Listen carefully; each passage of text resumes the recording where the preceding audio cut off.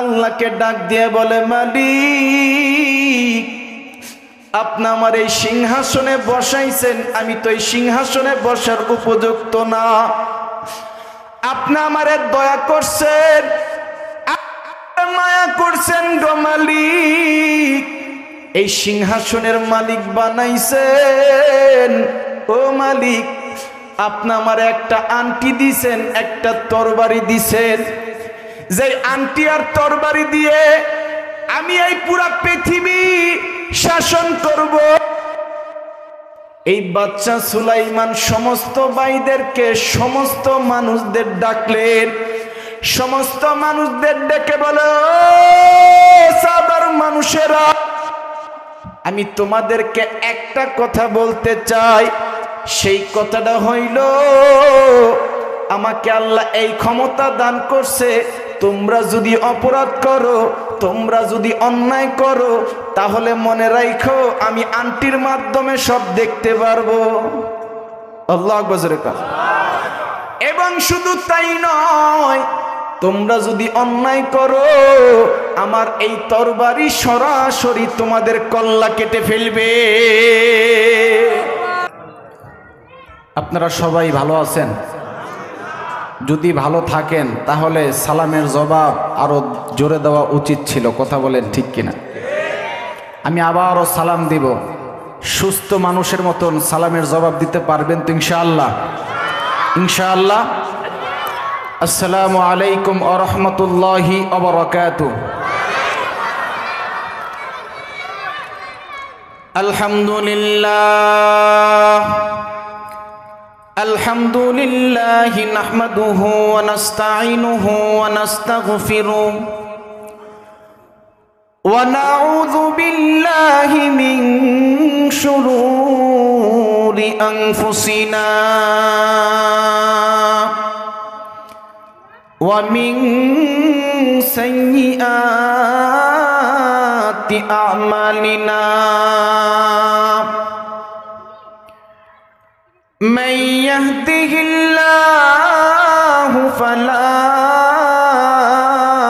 مضل له ومن يضلله فلا هادي له. الذي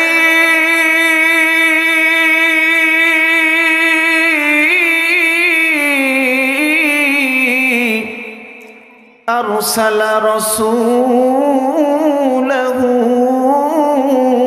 بالهدى ودين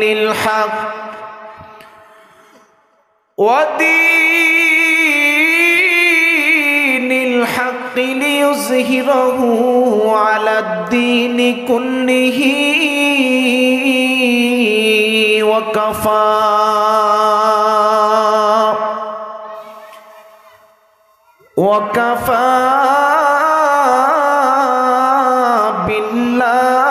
بالله شهيدا.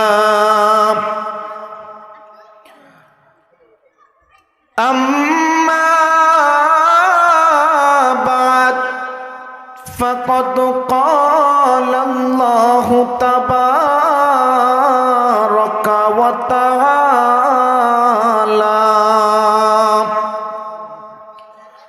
فأعوذ بالله من الشيطان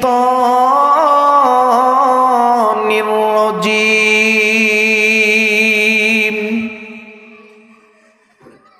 بسم الله الرحمن الرحيم. وورث سليمان داود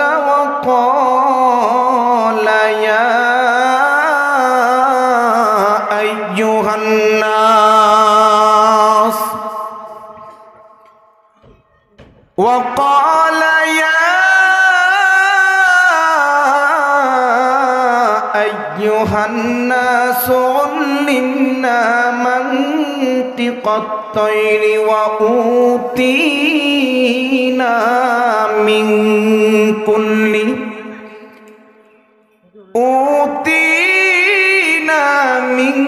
كل شيء إن هذا لهو الفضل المبين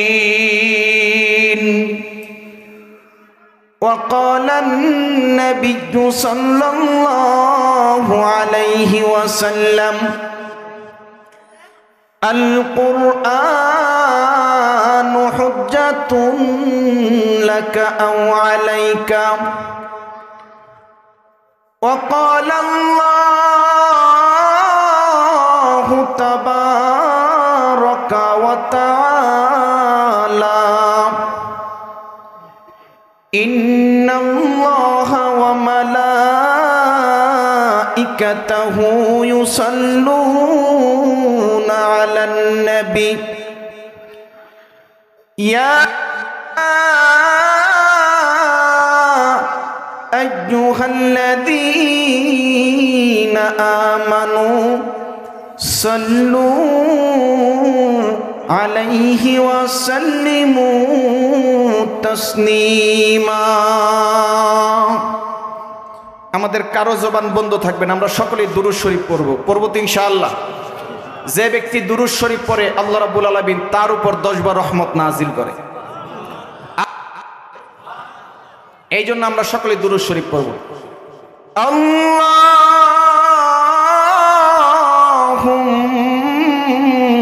সাল্লি আলা মুহাম্মাদিন ওয়া আলা আলি মুহাম্মাদ কামা সাল্লাইতা আলা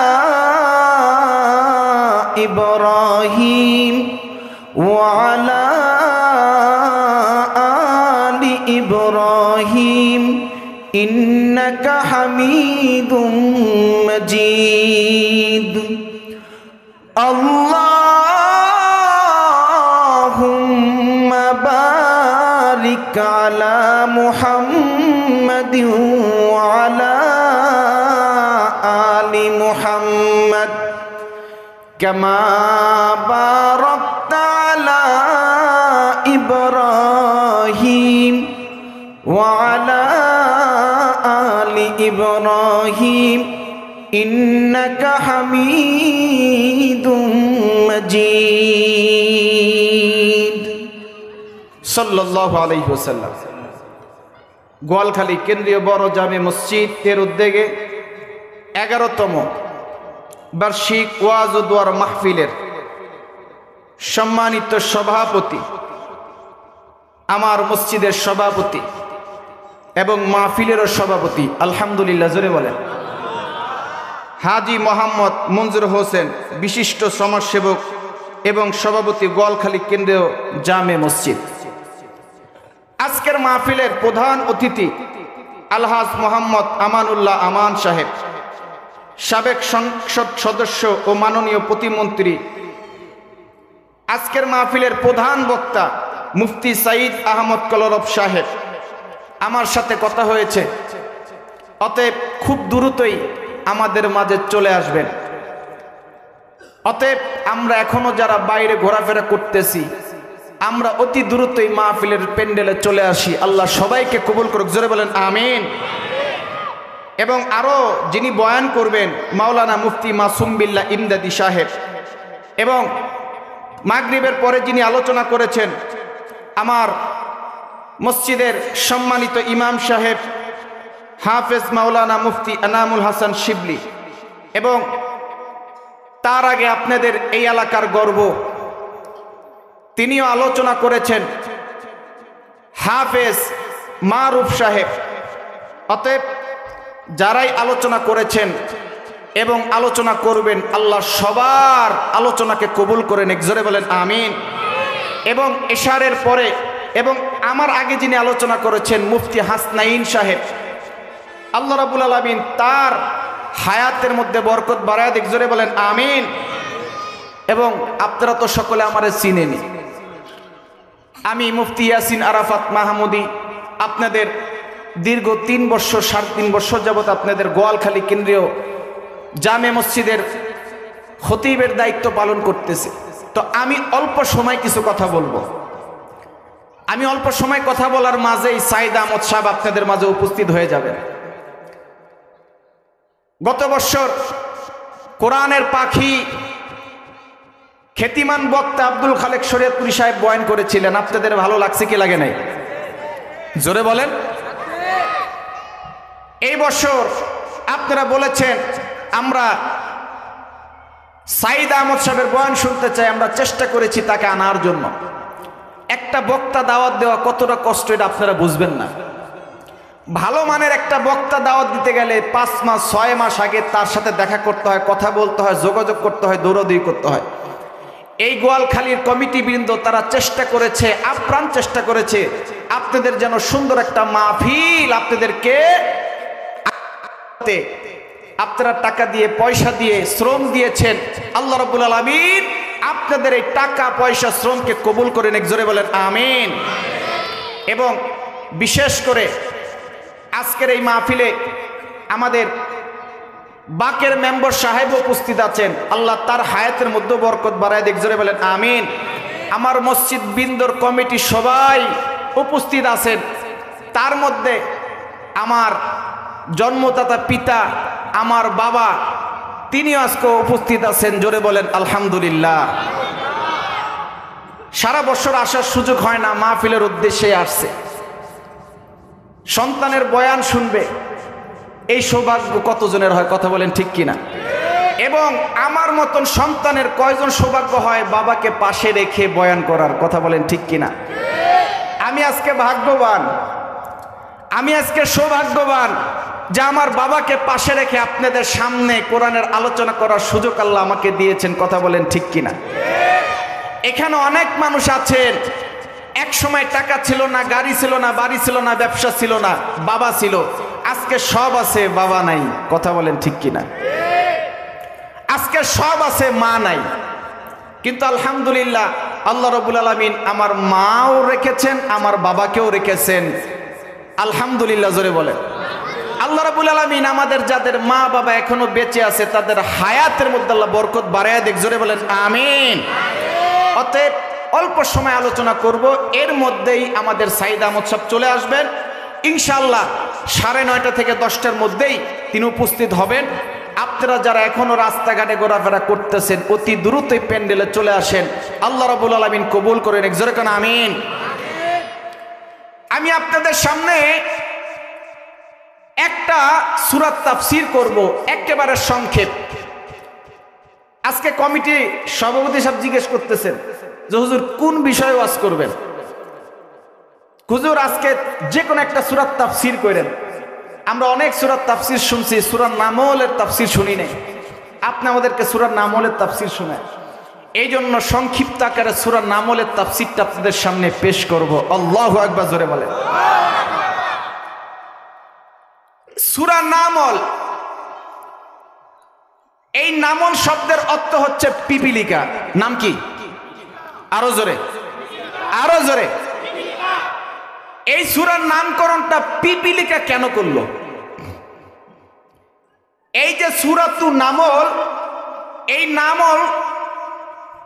এই নামকরণ করার কারণ হয়েছে এই নামল সূরার মধ্যে, এই সূরার মধ্যে আল্লাহ রাব্বুল আলামিন 3 জন পয়গম্বরের আলোচনা করেছেন। আলহামদুলিল্লাহ। জোরে বলেন। তার মধ্যে একজন হচ্ছে মূসা আলাইহিস সালাম, আর দ্বিতীয় যেই নবীর আলোচনা করেছেন তার মধ্যে 2 জন হচ্ছে, একজন হচ্ছে পয়গম্বর দাউদ আলাইহিস সালাম এবং দাউদ আলাইহিস সালামের সন্তান সুলাইমান আলাইহিস সালাম। আল্লাহু আকবার। জোরে বলেন। অতএব এই সূরার মধ্যে পিপিলিকার ঘটনা আল্লাহ উল্লেখ করছেন, যার কারণে এই সূরার নামকরণ করা হয়েছে সূরাতুন নামল।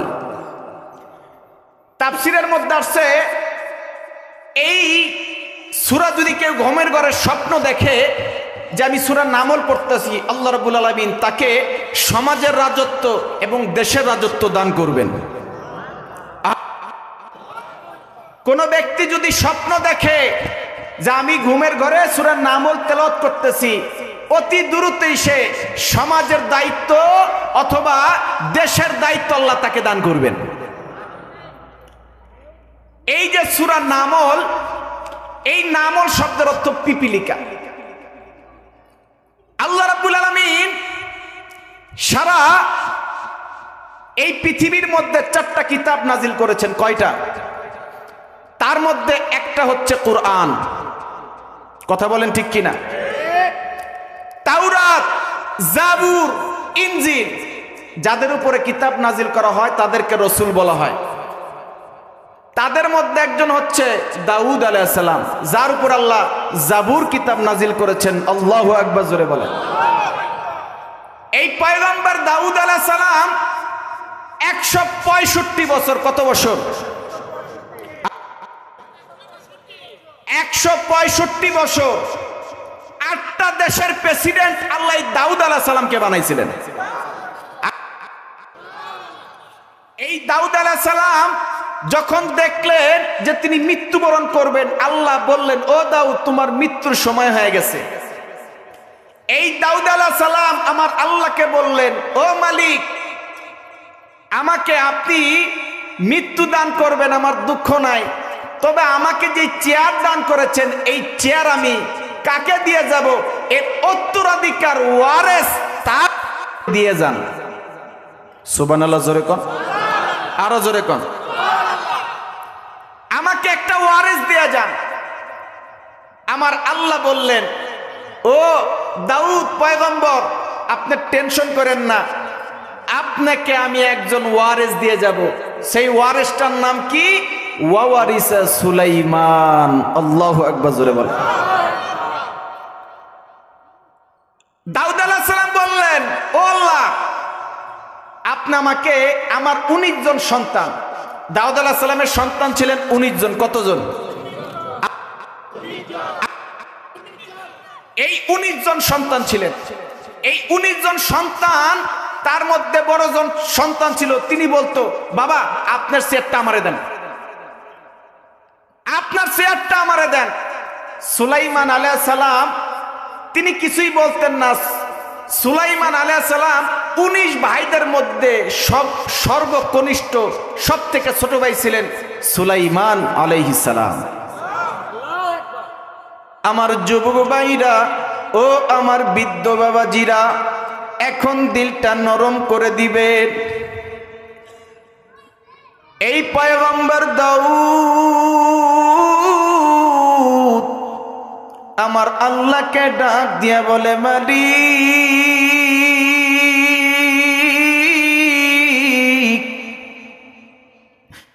আমার 165 বছর বয়স, এই 165 বছর বয়স গো মালিক, এখন আমার মৃত্যুর সময় চলে আসছে। আমার এই চেয়ারের মধ্যে কারে বসাবো, আমার ওয়ারিস কারে বানাবো, আপনি নিজেই সিদ্ধান্ত করে বলে দেন। আমার আল্লাহ রাব্বুল আলামিন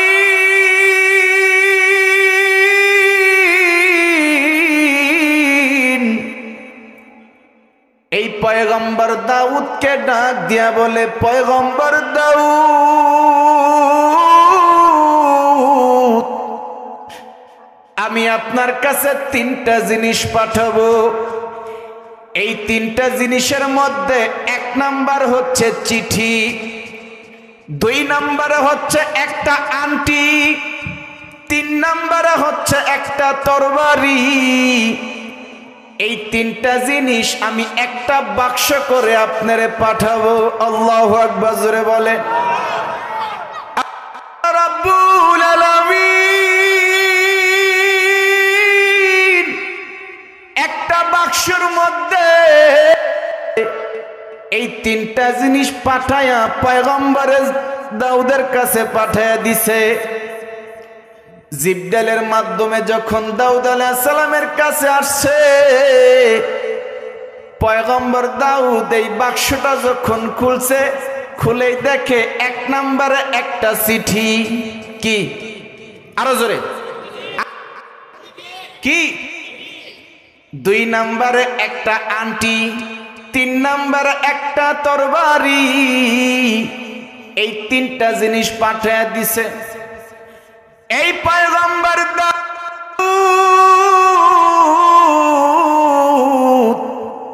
আমার আল্লাহকে ডাক দিয়া বলে, মালিক আপনি আমার এই 3টা জিনিস পাঠাইলেন, আমি বুঝতে পারলাম না এই 3টা জিনিস কেন পাঠাইলেন। আমার আল্লাহ বললেন, ও দাউদ আমি যেই 3টা জিনিস পাঠাইছি তার মধ্যে একটা আছে চিঠি। এই চিঠির মধ্যে আমি আল্লাহ 3টা প্রশ্ন করছি গো। এই 3টা প্রশ্নের জবাব তোমার ছেলেরাও জানে না। আমি আল্লাহ তোমার জারওয়ারেজ বানাবো। আমি আল্লাহ এই জবাব তার অন্তরে ফিট করে দিছি। ও পয়গম্বর দাউদ, আমি এই চিঠির মধ্যে 3টা প্রশ্ন করছি। এই প্রশ্ন যে করছি, এই চিঠির উল্টা পাশে তার জবাব উত্তরটাও আমি আল্লাহ দিয়ে দিছি। এই 3টা প্রশ্ন তুমি তোমার সন্তানদেরকে করবা। তোমার এই সন্তানগুলোর মধ্যে যারাই নাকি এই প্রশ্নের জবাব দিতে পারবে, তোমার এই চেয়ারের মালিক অর্থাৎ ক্ষমতার মালিক তোমার সেই সন্তান হয়ে যাবে। আরো জোরে কন, আরো জোরে কন। বড় ছেলের নাম ছিল কৌসেদ, আরেক ছেলের নাম ছিল মোসেদ, মঈদ। পয়গম্বর দাউদ তিনি ফজরের নামাজের পরে 19 জন সন্তানকে ডাকলেন। এই 19 জন সন্তানকে যখন ডাকলেন, 19 জন সন্তানকে ডেকে বললেন, ও আমার সন্তানেরা, আমি তোমাদেরকে কিছু প্রশ্ন করতে চাই। আল্লাহু আকবার, জোরে বলেন। আমি তোমাদেরকে কিছু প্রশ্ন করতে চাই। সমস্ত সন্তানেরা বলল, ও আব্বা আপনি আমাদেরকে কি প্রশ্ন করবেন? কয়, শোনো, আমি হয়তোবা বেশি দিন বাঁচবো না, আল্লাহর হুকুম আসছে হয়তোবা খুব দ্রুতই চলে যাব, তবে আমি যাওয়ার আগে আমার ওয়ারেস আমি বানিয়ে দিব, সেই হবে আমার এই চেয়ারের মালিক, যিনি এই 3টা প্রশ্নের উত্তর দিতে পারবে। আল্লাহু আকবার, জোরে বলেন। দাউদ পয়গম্বর তিনি কি করলেন? 3টা প্রশ্নের ছেলেদেরকে করবে। ও সন্তানেরা তোমরা কি? সন্তানেরা বলে, ঠিক আছে আব্বা, আপনি যখন বললেন যে আপনারা প্রশ্ন করবেন, ঠিক আছে করেন। পয়গম্বর দাউদ আলাইহিস সালাম তিনি সন্তানদেরকে উদ্দেশ্য করে বললেন, ও আমার সন্তানেরা, 1 নাম্বার প্রশ্ন, এই 19 জন সন্তান তোমরা আছো, বলো তো যে কি আসলে কি থাকে না আর কি চলে যায়, কি আসলে কি থাকে না, এই সংক্ষিপ্ত প্রশ্নের উত্তর আমাকে বলো। পয়গম্বর দাউদ যখন নাকি বললেন কি আসলে কি থাকে না, আমার সন্তানের মাঝে কে বলতে পারবা? মোসেদ, না বাবা। কোসেদ, না বাবা। মঈদ, না বাবা। 1 2 3 4 5 6 7 19 নম্বর সন্তান সুলাইমান ডাক দিয়ে বলে, বাবা এই প্রশ্নের উত্তর আমি দিতে পারবো। আরো জোরে কন। পয়গম্বর সুলাইমান পয়গম্বর বাবা দাউদকে ডাক দিছে, ও বাবা আপনি যে প্রশ্ন করছেন এই প্রশ্নের জবাব আমি দিতে পারবো। কি? ও বাবা এই প্রশ্নের জবাব হচ্ছে, দিন আসলে রাত থাকে না, আর রাত থাকলে দিন আসে না। আল্লাহ, পাশের এক সন্তানকে এত সহজ প্রশ্ন পারলাম না। বাবা পয়গম্বর দাউদ বলতেছে, দেখেন, পয়গম্বর বলতেছে, দেখেন প্রশ্ন করছি একটা, এখন আরো 2টা বাকি আছে। পয়গম্বর দাউদ আলাইহিস সালাম তিনি সন্তানদেরকে দ্বিতীয় প্রশ্ন করবে, মনে আছে? আছে আছে আছে বলেন তো। এই পয়গম্বর দাউদ আলাইহিস সালাম সন্তানদের ডাকলেন। আমার যুবক ভাইরা, বৃদ্ধ বাবাজিরা, এখন দিলটা নরম করে দিবেন। পয়গম্বর দাউদ এই 19 জন সন্তানদের ডাক দিয়া বললেন, ও আমার সন্তানেরা,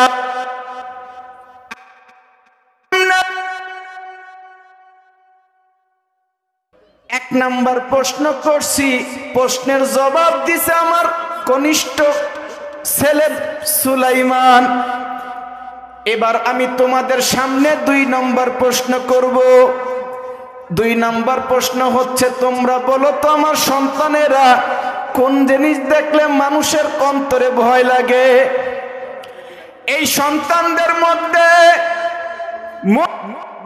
সন্তান, ওই সন্তান ডাক দিয়া বলে, ও পয়গম্বর বাবা দাউদ, আমি বলতে পারি কোন জিনিস দেখলে মানুষ ভয় পায়। পয়গম্বর বলে, কি? চালু বলো। ও বাবা, বাঘ। বাঘ? হ্যাঁ বাবা, বাঘ দেখলে মানুষ ভয় পায়। আরেক ছেলে বলে, না বাবা, বাঘ না, সাপ। কারে না, সাপ না। আরেক সন্তান বলে, আরে না, ঘরে আগুন লাগলে আগুন দেখে ভয় পায়। বাবা দাউদ বলতেছে, তোমাদের কারোটা হয় নাই, এই প্রশ্নের জবাব কেউ দিতে পারবা? বাচ্চা সুলাইমান বাবারে ডাক দিয়া বলে, ও বাবা, আমি এই প্রশ্নের জবাব দিতে পারবো।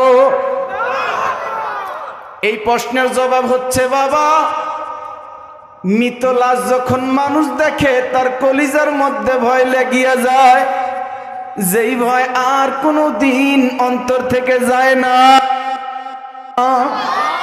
ও বাবা, মৃত লাশ দেখলে ভয় লাগে, সেই ভয় আর অন্তর থেকে যায় না। বাবা পয়গম্বর বাবা বলতেছে, কারেক্ট, তোমার উত্তর সঠিক হয়েছে। আমার সন্তানেরা, 3 নাম্বার প্রশ্ন কি? 3 নাম্বার প্রশ্ন হচ্ছে, তোমাদের মধ্যে বলো তো কোন জিনিসটা মানুষের নিকটে? একজন বলে, ও বাবা, বাবা বলবো, আমি বলবো। কয় বলো। কয় বাবা, আপনি বসে আছেন ওই চেয়ার। আরেক সন্তান করে, না বাবা, আপনি যে লাডি দোছেন, লাডি। আরেক সন্তান করে, না লাডি না। তো বাবা কি? আপনি চেয়ারে বসেছেন, চেয়ারই তো আপনার নিকটে, আপনার লাডি নিকটে। পয়গম্বর সুলাইমান একটা ডাক দিয়া বলে, বাবা, আমি এই প্রশ্নের উত্তর জানি। এই প্রশ্নের জবাব হচ্ছে, বাবা,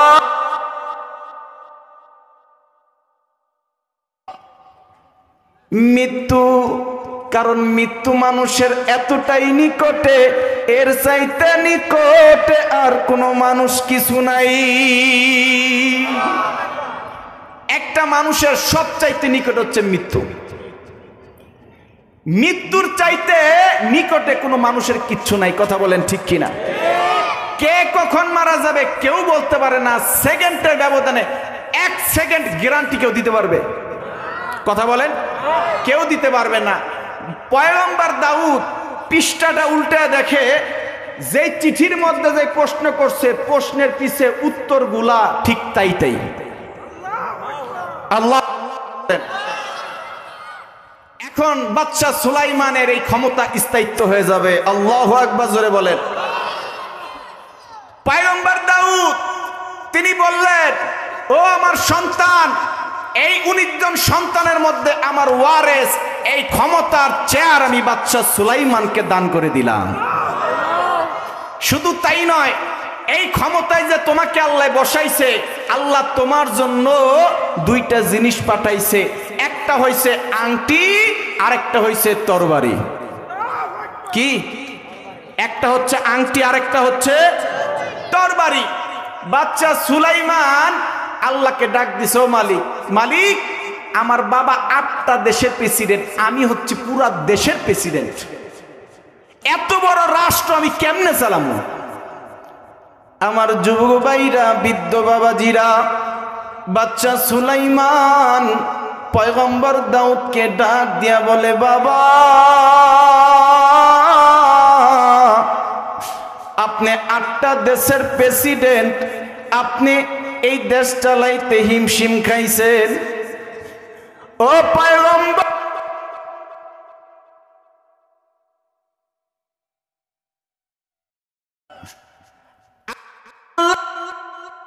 দেশের বানাইছে,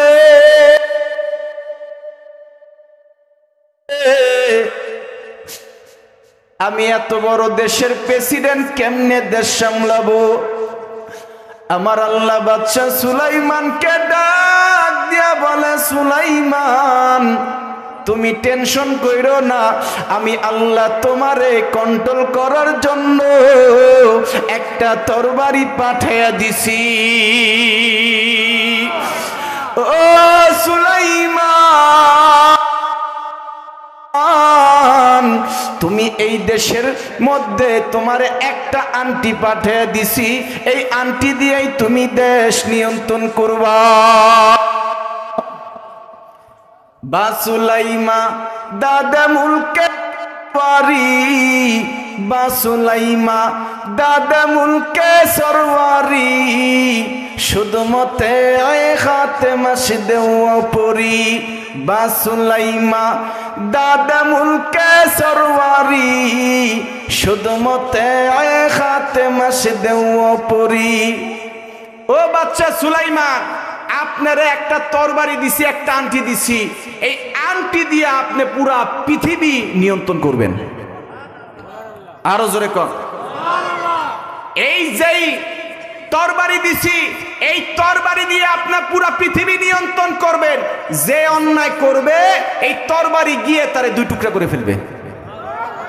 ওরকম একটা তরবারি আমাদের বাংলাদেশও দরকার, কথা বলেন ঠিক কিনা? এই বেঈমানের মতন একটা তরবারি এই বাংলার জমিনে সংসদ, বলেন ঠিক কিনা? যেই তরবারি দিয়ে বাংলার জমিনে কোনো বেঈমান যদি জিনা করে, খুন করে, দর্শন করে, এই তরবারি দিয়ে যেন তার কল্লা, ঠিক কিনা? এমন একটা তরবারি দরকার, যেই তরবারি দিয়ে কোনো বাউল যদি আমার কটূক্তি করে, তরবারি বাংলাদেশে দরকার, কথা বলেন ঠিক কিনা? এই ফাউল আমার আল্লাহকে বকা দিয়েছে। শুধু তাই নয়, কি বলেছে জানেন? বলে সূরা নাসের মধ্যে আল্লাহ নাচতে কইছে, কুল আউযু বিরাব্বিন নাস, আল্লাহ তো কইছে নাস। নাউজুবিল্লাহ জোরে কাম। শোনেন নাই? শোনেন নাই? তারা কোরআনকে অবমাননা করছে, কথা বলেন ঠিক কিনা? এই আবুল সরকার কোরআনকে অবমাননা করছে। শুধু কোরআনকে অবমাননা করে নাই, আল্লাহকে এমন ভাষায় বকা দিছে, আল্লাহর মুখ কয়টা? আল্লাহ কয় মুখে কথা কয়? নাউজুবিল্লাহ জোরে কন। আপনি বলেন, যে ব্যক্তি নাকি আল্লাহকে বকা দিতে পারে ওই কি মানুষ না মানুষ? আরো জোরে বলেন, মানুষ না মানুষ? আর এই বাউল অমানুষের পক্ষে যারা সাফাই গাইবে, যার পক্ষ নিবে, ওরাও অমানুষ, কথা বলেন ঠিক কিনা? কিছু কুলাঙ্গার আছে যারা দেখবেন এই বাউলের পক্ষ নিছে, আবার বলে ধর্মান্ধরা এই বাউলদেরকে নির্যাতন করছে, কথা বলেন ঠিক কিনা? তার মানে আল্লাহর থেকে বাউলের প্রেম বেশি। আল্লাহর থেকে বাউলের প্রেম বেশি, কথা বলেন। অতএব বাংলাদেশে আপনি গান বলবেন, যা বলবেন সেটা আপনার ব্যক্তিগত বিষয়, তবে মনে রাখতে হবে কোরআন সুন্নাহ এবং আমার আল্লাহকে নিয়ে কটূক্তি করবেন, 90% মুসলমান তা মেনে নিবে না, কথা বলেন ঠিক কিনা? এই বাংলার জমিনে ভূমিকম্প হয়, কেন হয় জানেন? ভূমিকম্প কেন হয়? 4টা কারণে ভূমিকম্প হয়। তার মধ্যে একটা হচ্ছে সমাজের মধ্যে জিনা বেড়ে গেলে, 2 নম্বরে দর্শন বেড়ে গেলে, গান বাজনা বেড়ে গেলে, নাচানাচি বেড়ে গেলে। এই 4টা কারণে দেশের মধ্যে ভূমিকম্প শুরু হয়। এই বাংলার জমিনে ভূমিকম্প দিয়ে আল্লাহ তাই প্রমাণ করতেছে বাংলার জমিনে গুনাহ বেড়ে গেছে, কথা বলেন ঠিক কিনা? যদি তাই না হতো, গত শুক্রবার থেকে এখন পর্যন্ত 4 বার ভূমিকম্প হয়েছে। গতকালকে হয়েছে, আলাপ পাইছেন? গত শুক্রবার যেটা হয়েছে, এটা যদি আর একটু তাপমাত্রা বেশি হইতো, আমরা অনেকে এখানে বসতে পারতাম না। কথা বলেন ঠিক কিনা? যেই জমিনে গুনাহ করা হবে, গুনার প্রতিযোগিতা চলবে, আর বাধা দেওয়া হবে না, ওই সমাজের মধ্যে আল্লাহ ভূমিকম্প দিয়ে ওদেরকে ধ্বংস করে দিবে। কথা বলেন ঠিক কিনা? এই জন্য এই 90% মুসলমানদের জমিনে যদি অন্যায় দেখে, মুসলমানদের উচিত, ঠিক কিনা? এই জমিনে নাচানাচি চলবে না, গান বলা চলবে না, গুনাহ চলবে না, দর্শন চলবে না, জিনা চলবে না। যদি আইন ব্যবস্থা করা হয়, এইগুলা বন্ধ করা হয়, এমনিই দেখবেন বাংলার জমিনে আল্লাহর রহমত নাজিল হবে, দূর হয়ে যাবে। কথা বলেন ঠিক কিনা? এই বাচ্চা সুলাইমান তিনি ক্ষমতায় বসলেন। ও আল্লাহ, আমি এই যে দেশ চালাবো, আপনি আমাকে একটা তরবারি দিছেন আর একটা আংটি দিছেন, আমি নিয়ন্ত্রণ করব। তিনি চেয়ারে বসলেন। বাচ্চা সুলাইমানের বয়স তখন 51 বছর। কত? 51 বছর বয়স। তখন বাচ্চা সুলাইমান প্রেসিডেন্ট হইলেন। বাবা দাউদ ছিলেন 8টা দেশের প্রেসিডেন্ট, আর তার সন্তান পয়গম্বর সুলাইমান, তাকে আল্লাহ বানায়া দিলেন পুরো পৃথিবীর প্রেসিডেন্ট। আল্লাহু আকবার, জোরে বলেন। এই বাচ্চা সুলাইমান চেয়ারে বসেই সর্বপ্রথম আল্লাহ শুকর আদায় করলেন। আলহামদুলিল্লাহ, জোরে বলেন। আল্লাহ শুকর আদায় করলেন, কারণ ক্ষমতা আল্লাহ রাব্বুল আলামিনের নেয়ামত, এবং যাকে আল্লাহ ক্ষমতা দেয় না সেটাও আল্লাহ পাকের নেয়ামত। কথা বলেন ঠিক কিনা? আপনারা যারা ক্ষমতা পাইছেন, এটাও আল্লাহর নেয়ামত, এটাও আল্লাহর নেয়ামত। আল্লাহ যাদেরকে ক্ষমতা দেন না, এটাও আল্লাহর নেয়ামত। আপনি ক্ষমতা পেয়ে নামাজ পড়তে পারেন না, রোজা রাখতে পারেন না, ব্যস্ততার কারণে আল্লাহর ইবাদত করতে পারেন না, কিয়ামতের মাঠে গেলে বলবেন, আল্লাহ ক্ষমতা দিছিল তো, এই জন্য সুযোগ পাই নাই, নামাজই পড়ি নাই, ব্যস্ততা ছিলাম। আল্লাহ করবে, বাচ্চা সুলাইমান পড়ছি কেমনে? কথা বলেন ঠিক কিনা? আমি আল্লাহ বাচ্চা সুলাইমানরও বাচ্চা বানাইছিলাম, তিনি পৃথিবী নিয়ন্ত্রণ করছে, আমার দিন পালন করছে, আর তুমি একটা সমাজের নেতা হয়ে নামাজ পড়তে পারো নাই, তোমার ঠিকানা জাহান্নাম। কথা বলেন ঠিক কিনা? এই জন্য ক্ষমতা পাইলে আল্লাহর দ্বীনের জন্য, কোরআনের জন্য কাজ করতে হবে। কথা বলেন ঠিক কিনা? এই বাংলার জমিনে যদি কোরআন কায়েম হয়, এই বাংলার জমিনে যদি কোরআন দিয়ে রাষ্ট্র চালানো হয়, দেখবেন বাংলার জমিন থেকে দর্শন দূর হয়ে যাবে, জিনা দূর হয়ে যাবে, অপরাধ দূর হয়ে যাবে। কথা বলেন ঠিক কিনা? যতদিন পর্যন্ত কোরআন বাস্তবায়ন করা না হবে, এই সমাজের মধ্যে জিনা, দর্শন, খুন বন্ধ করা সম্ভব নয়। কথা বলেন ঠিক কিনা? এই জন্য এই বাংলার জমিনে কোরআনের আইন বাস্তবায়ন করতে হবে। কথা বলেন ঠিক কিনা? কোরআনের আইন যতদিন বাস্তবায়ন না হবে, ততদিন শান্তি আশা করা যায় না। যদি আপনার পারিবারিক জীবনের শান্তি চান, কোরআন ব্যবস্থা কায়েম করতে হবে। আপনি যদি সামাজিক শান্তি চান, আপনার সামাজিকভাবে কোরআনের আইন করতে হবে। আপনি যদি রাষ্ট্রীয় শান্তি চান, এই রাষ্ট্রীয়ভাবে কোরআনের আইন বাস্তবায়ন করতে হবে। কথা বলেন ঠিক কিনা? তাহলেই দেখবেন যেই রাষ্ট্রীয়ভাবে কোরআন কায়েম হবে, সামাজিকভাবে, পারিবারিকভাবে, দেখবেন সমাজের শান্তি, পারিবারিক শান্তি, দেশের মধ্যে আল্লাহ শান্তি দিয়ে ভরপুর করে দিবে। কথা বলেন ঠিক কিনা? আমার যুবক ভাইরা, বৃদ্ধ বাবাজিরা, এই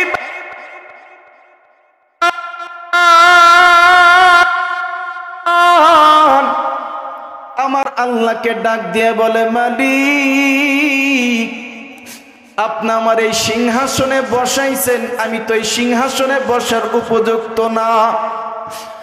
আপনি আমারে দয়া করছেন, মায়া করছেন গো মালিক, এই সিংহাসনের মালিক বানাইছেন। ও মালিক, আপনি আমার একটা আংটি দিছেন, একটা তরবারি দিছেন, যে আংটি আর তরবারি দিয়ে আমি এই পুরা পৃথিবী শাসন করব। এই বাচ্চা সুলাইমান সমস্ত ভাইদেরকে, সমস্ত মানুষদের ডাকলেন, সমস্ত মানুষদের ডেকে বলে, সাধারণ মানুষেরা, আমি তোমাদেরকে একটা কথা বলতে চাই। সেই কথাটা হইল, আমাকে আল্লাহ এই ক্ষমতা দান করছে, তোমরা যদি অপরাধ করো, তোমরা যদি অন্যায় করো, তাহলে মনে রাখো আমি আন্টির মাধ্যমে সব দেখতে পারবো। আল্লাহু আকবার। এবং শুধু তাই নয়, তোমরা যদি অন্যায় করো, আমার এই তরবারি সরাসরি তোমাদের কল্লা কেটে ফেলবে। এই বাচ্চা সুলাইমান যখন নাকি বাচ্চা হয়ে গেলেন, বাচ্চা হওয়ার সঙ্গে সঙ্গে তিনি সমস্ত পাখিদেরকে নিয়ে, তিনি জিনদেরকে নিয়ে ইয়ামান দেশ ভ্রমণ করবেন। আল্লাহু আকবার, জোরে বলেন। তিনি আকাশ দিয়ে ভ্রমণ করবেন। আল্লাহ রাব্বুল আলামিন তাকে পাখির ভাষা, তারে সব কিছুর ভাষা, তাকে অ্যাবিলিটি আল্লাহ দিয়েছিলেন। পাখিদের ভাষা বাচ্চা সুলাইমান বুঝতেন, তিনি সব কিছুর ভাষা বুঝতেন। এই বাচ্চা সুলাইমান যখন নাকি আকাশ দিয়ে যাচ্ছে, আমাদের মেহমান চলে আসছে, অতএব 1-2-4 মিনিটের মধ্যে আমি শেষ করে দিব।